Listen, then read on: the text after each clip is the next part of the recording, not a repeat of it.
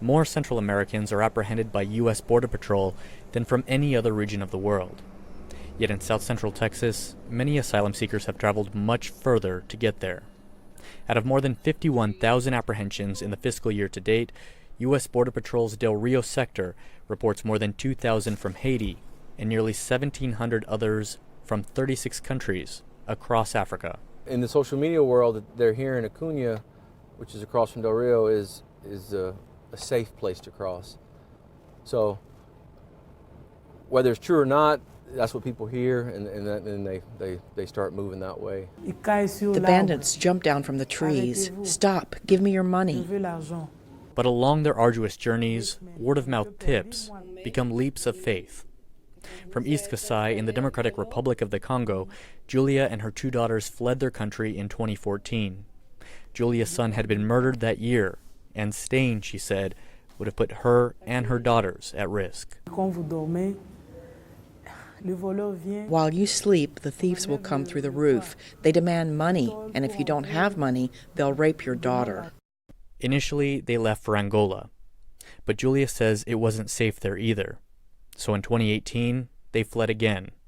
A flight to Ecuador, a bus and a boat to Colombia, then 14 harrowing days across the Darien Gap in Panama, a common route for African migrant families. Most of the folks that we encountered had monetary funds to be able to purchase a ticket or coordinate transportation outside of the immediate border area.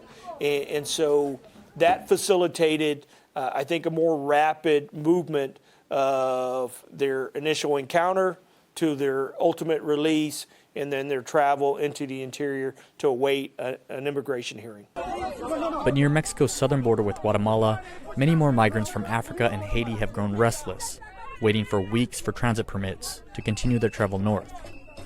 Among those who ultimately make it across the border into the U.S. and are released from detention, many find new challenges in cities like San Antonio, Texas, lacking family or other contacts in the country. Migrants from Africa just have a harder time finding, temporary host homes across the nation. So we've seen people stay a week or so. They are in stark contrast to many Central Americans, Cubans, and Venezuelans who generally have more ties to the U.S. But many of them continue to await their own U.S. immigration hearings in Mexico under a policy known as Remain in Mexico. I heard the news that I would be returned to Mexico. Filled with fear, I asked the official to leave me in the country. They said no, that I had to return to Mexico because that was their agreement with the government.